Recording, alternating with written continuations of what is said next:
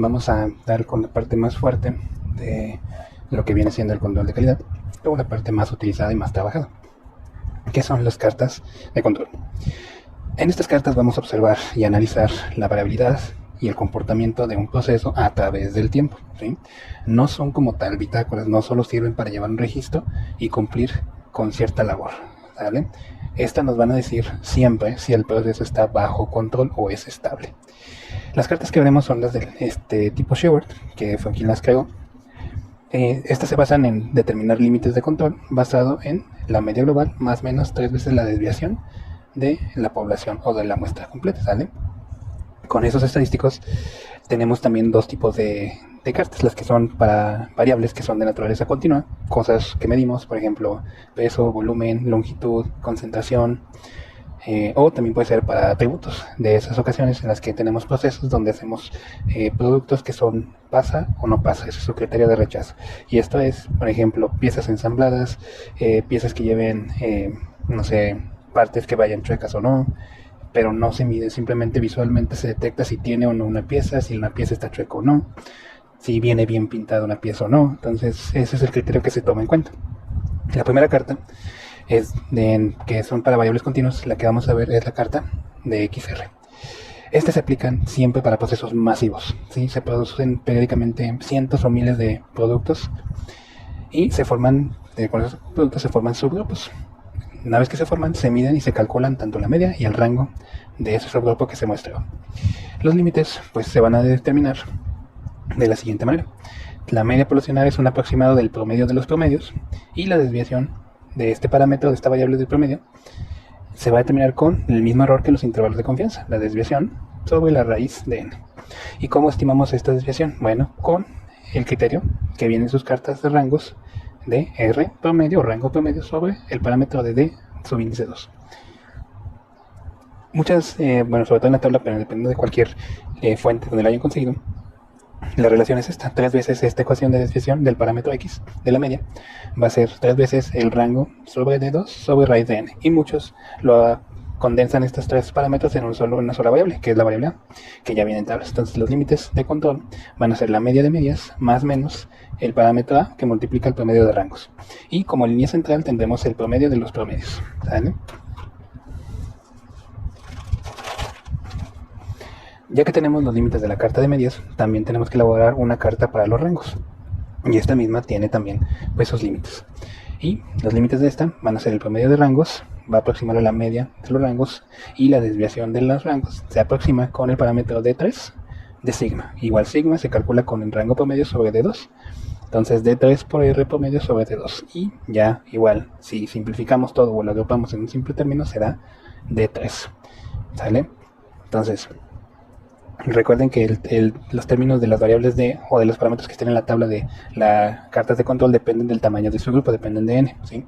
En este caso, si establecemos el intervalo, los límites de control inferior, central y superior, más menos el producto de D3 por R, tendremos la línea central como el rango promedio y la límite superior como D4 por R. Entonces, esos básicamente son los límites que estableceremos para estas cartas. Ahora, puede que tengamos igual procesos masivos, pero necesitemos tal vez aumentar un poquito la potencia con la que se trabaja esta carta para detectar cambios incluso más pequeños. En esos casos lo que se suele hacer es incrementar el tamaño del subgrupo, el tamaño de n. Pero cuando ya lo incrementamos a un valor mayor a 10 unidades en cada subgrupo, la carta de rangos ya no es suficiente, ya no tiene esa utilidad. Entonces recurrimos a la carta de la desviación estándar, la carta XS. Entonces ya no solo es la media con el rango, ahora va a ser la carta de medias con la carta de desviaciones estándar. Entonces, los límites igual son, para la carta DS, es el promedio de las desviaciones estándar más menos 3 veces el promedio de la desviación estándar sobre el parámetro C4 por la raíz de 1 menos C4, solamente el C4 elevado al cuadrado. Entonces, este también C4 va a estar en la tabla de las cartas de control y también depende del tamaño del subgrupo, pero recuerden que debe ser mayor a 10. Como ya cambiamos aquí la carta de desviación estándar, también la carta de medias ya cambia, porque recuerden que estaba en función de los valores del rango promedio, la carta de medias anterior. Entonces, como ya no lo estamos usando, tenemos que usarla una que esté en función de la desviación estándar. Y los límites cambian. El promedio de medias más menos 3 veces el promedio de la desviación estándar sobre C4 por raíz de n. Igual, C4 es el mismo valor de aquí que está en las tablas de paragráficos de control que les compartí en el video previo, ¿sale? Ahora, esas dos cartas nos van a servir siempre que tengamos procesos masivos. Pero ¿qué pasa? Sobre todo aquellos que trabajen o quieran trabajar en un proyecto en particular personal que esté relacionado con la industria química, la industria farmacéutica, la industria de la producción de productos con cierto grado de alcohol, como pueden ser cervecería, puede ser la industria de los vinos, procesos que básicamente pues son bastante lentos. No hablamos de ciertas horas, sino hablamos de hasta días para obtener una muestra, o una diferencia de las muestras toma varios días, ¿sí? Esto también puede ser en la industria química cuando tienes lotes o trabajas con volúmenes demasiado grandes, como pueden ser 5 o 10 metros cúbicos de algún líquido, puede ser agua, puede ser un producto que estén elaborando. Entonces, para mezclar todo eso, acondicionar a la temperatura que se requiera, lleva muchísimo tiempo, horas. Entonces, para ese tipo de procesos se crearon las cartas de individuales, ¿sí? Como en este caso no podemos tomar muestras de varios tamaños, como decir 10 muestras en un mismo lapso, se suele tomar de 1 hasta lo mucho 2, pero como es tan largo, se establecen estos límites, ¿sí? El límite inferior, superior y central va a ser el promedio, menos y más, 3 veces el rango promedio sobre el valor de D2. Pero como vamos a tomar una diferencia entre dos mediciones, entre dos muestras que se tomaron, el valor de D2 va a adquirir siempre el valor de 1.12. Entonces, eso es básicamente para cuando su proceso sea de este tipo, ¿sí? Siempre el tamaño de su grupo se considera 2 porque van a tener 2 muestras en comparación, nada más. Después tenemos la carta de rangos móviles. Esta acompaña la carta de individuales. Aquí la carta de individuales tiene el poder o la capacidad suficiente para mantener un control del proceso, para que nosotros podamos determinar si está bajo control, si es estable o no. Es más que suficiente. Pero si quieren ampliar un poquito el alcance, entender cómo se comporta la variación de su proceso, se usa la carta de rangos móviles y la suele acompañar. Igual va a ser de orden 2. Detecta cambios en la dispersión o en la varianza del proceso, ¿sí? Y los límites para calcularlos son: el inferior va a ser de 3 por el rango promedio, el límite central va a ser rango promedio y el superior va a ser de 4 por el rango promedio. Ahora, cuando nos referimos que un proceso sea estable o inestable, un proceso va a ser inestable cuando con la ayuda de nuestros gráficos detectemos un punto que caiga fuera de estos límites.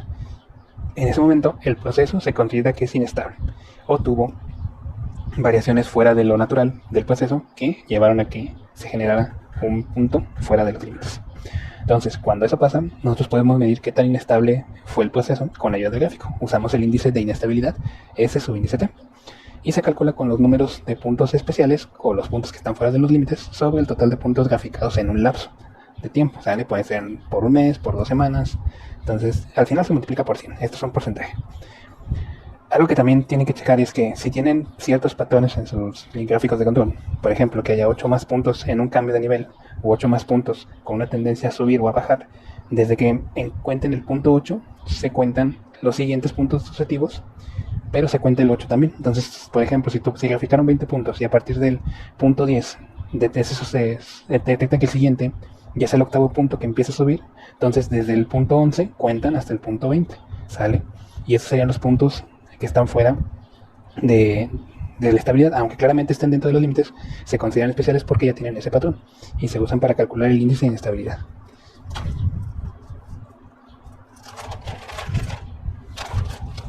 Para que quede claro, vamos a ver estos dos grafiquitos. Así es como se ven las gráficas de control, ¿sí? Es una gráfica XY y nosotros graficamos nuestra unidad de tiempo, nuestras unidades, contra los límites o los valores que esperamos o que medimos en cada muestra. Entonces, ya que calculan los límites superior e inferior, pueden tener aleatoriedad, eso está bien, pero aquí es lo que les comentaba de un caso cuando hay un cambio de nivel, ¿sí? Primero el proceso es variable, tanto arriba y abajo, y después vemos que cambia, se queda en la parte baja entre el límite central y el límite inferior, y eso no necesariamente es malo, pero ya cuando les digo son a partir de 8 puntos, vamos a contarlos, sería 1, 2, 3, 4, 5, 6, 7. Si aquí yo cuento otro punto debajo del límite central, yo ya puedo considerar que tiene un patrón de cambio de nivel, y es el efecto. Mi siguiente punto, que es el octavo, ya se toma en cuenta, entonces cuento 8, 9, 10, 11, 12, 13. Son 13 puntos debajo del límite central, Y como nos piden a partir de 8, pues contamos el 8, 9, 10, 11, 12, 13. Son 6 puntos que caen fuera o que caen con un patrón que los vuelve especiales y lo vuelve inestable. Entonces, se calcula el índice ST, los 6 puntos entre los 24 que se graficaron. Y nos sale un porcentaje del 25% de inestabilidad. Ahora veamos cuando hay una tendencia a subir. Pueden tener igual patrones arriba y abajo, vamos arriba y abajo, y después vemos que comienza a subir, subir, ya nos damos cuenta que caray, ya no estamos aquí, sino que subimos. Entonces contamos desde el primer punto que vemos que se encuentra en la parte superior. Contamos 1, 2, 3, 4, 5, 6, 7. Como tengo más puntos, vamos a contar, aquí está el octavo, sería el primer punto fuera, 8, 9, 10, 11, 12, 13. Son igual 6 puntos. Pero ahora graficamos 21 puntos, ¿sale? Entonces, esto nos va a indicar, por un ejemplo con este 25, qué pasa en nuestro proceso. Si nosotros tenemos un índice entre 0 y 2%, tenemos una buena estabilidad, no hay tanto problema. Lo ideal es que en cuanto vean un punto, se reporte y se corrija. Si no, se puede dejar, no pasa nada, mientras no esté por fuera de este valor del 2%, y claro, a su debido tiempo corregirlo. ¿Qué pasa si aumentamos entre 4 y 2%? Ya de ahí la estabilidad es mala, ahí hay un estado de alerta. Y si tenemos un índice superior al 15%, es un proceso muy inestable. Ya no tiene sentido, las cartas ya no están cumpliendo su función. Entonces, con este 25% ya de plano es un caso terrible y hay que actuar lo más pronto posible para solucionarlo. Vamos a ver un ejemplo de cómo aplicarlo. Supongo que ustedes hacen paquetes de galletas, cada una de 28 más o menos 0.5 gramos, ¿sí? Cada 30 minutos ustedes toman un subgrupo de 10 empaques, ¿sale? Y se pesan. Se reportan los 20 subgrupos que tomaron. Ustedes toman 20 de tamaño 10. Tomaron 200 empaques y los pesaron. Entonces, aquí ya vemos la primera pista. ¿De qué tamaño es? 10. ¿Qué carta vamos a usar? Pues las que vimos de rango S o de individuales. Este es un proceso masivo, son 20 por 10, 200. ¿Sale? 200 de aprietas que en cada 30 minutos es un proceso masivo. Entonces descartamos la carta de individuales. Nos queda la de XR o XS. Como el tamaño de muestra de subgrupo es igual a 10, ya es la de carta XS. Entonces es la que vamos a usar. Entonces, de los 20 grupos se tomaron y se midieron los pesos, ¿sale? Y se promedian esos pesos. El promedio del primer subgrupo, del segundo, el tercero, 4, 5, 6, así hasta 20. Y también su desviación es estándar de cada subgrupo, ¿sale? Por eso usamos el promedio de los promedios, ¿sale? 2 líneas encima. Si promediamos todos estos valores, nos arroja un valor de 28.01. Si tomamos el promedio de las desviaciones estándar, nos queda un valor de 0.1117. Entonces, ustedes en su gráfico van a tener que buscar, en sus tablas tienen que buscar el valor de C4, que en este caso para un tamaño 10 es de 0.9727. Y los límites se calculan con las ecuaciones que ya les comenté: el límite inferior, el límite central y el límite superior.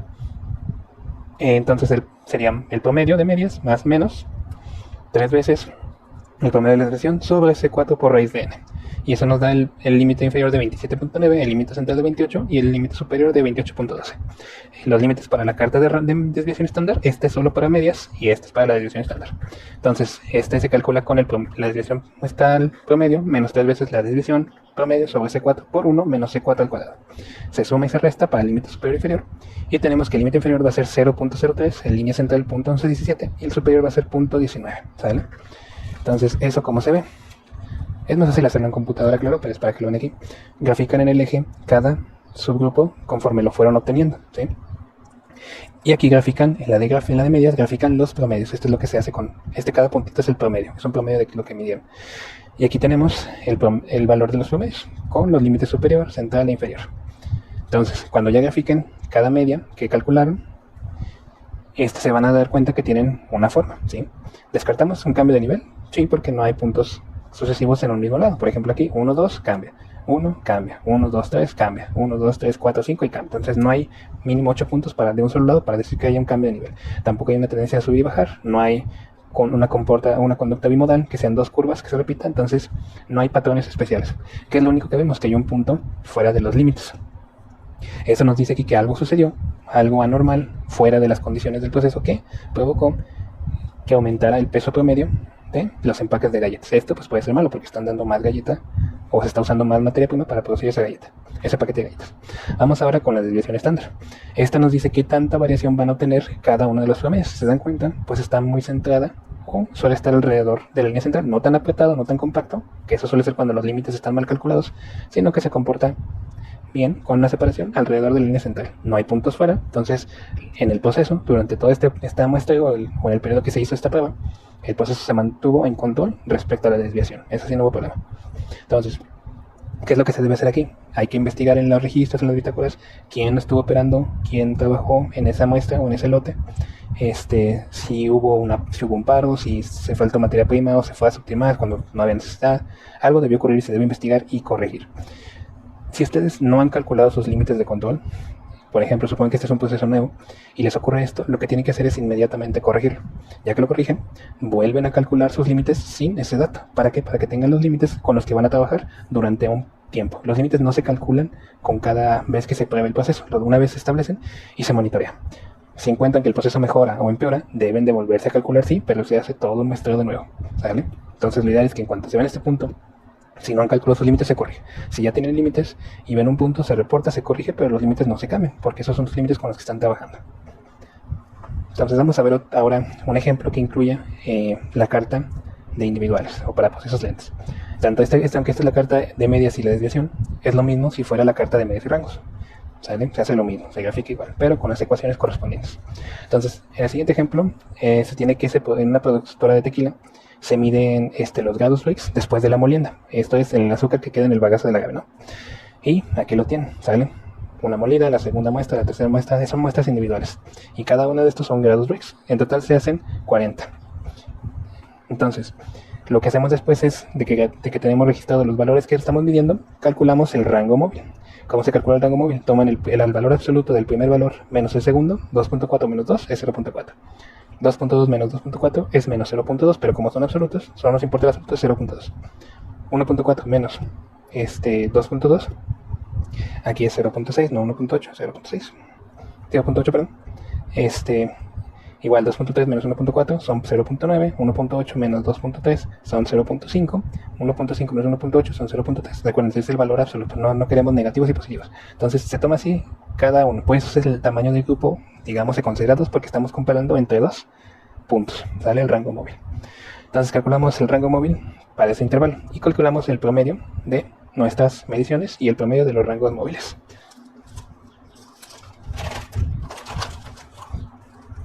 Y una vez con eso, podemos delimitar los límites de control inferior y superior, que vienen siendo 1.95, el promedio de medias, más 3 veces el promedio de rango sobre 1.12. Y nos queda que es 3.1, el límite es 1.95 y el límite inferior es 0.81. Y para los rangos pues tendremos el límite 0, porque da valores negativos, entonces no podemos tener una concentración de grados negativa, se toma 0. El límite superior es 0.45, que es el promedio de los rangos, y el límite superior con la ecuación nos da que es 1.47. Entonces así básicamente ya tienen de nuevo sus límites. Obviamente pues les voy a compartir también en imagen ahí cómo se debe ver el gráfico y van a poder ver cómo aún con procesos lentos se puede obtener este gráfico y controlarlo, ¿sale? Pero eso ya lo van a ver en la imagen que voy a dejar ahí. Y hasta aquí dejaríamos en alto lo que serían las cartas para variables continuas. Es básicamente lo único que se necesita. Lo que tienen que hacer es simplemente seguir las ecuaciones dependiendo de la gráfica que quieran usar. Lo que van a meter en el gráfico son los promedios o las desviaciones estándar o los valores de los rangos, nada más, ¿sí? Y ustedes van a ver según si tiene patrones o no, o simplemente cómo se comporta o si cae fuera de los límites para calcular el índice de estabilidad.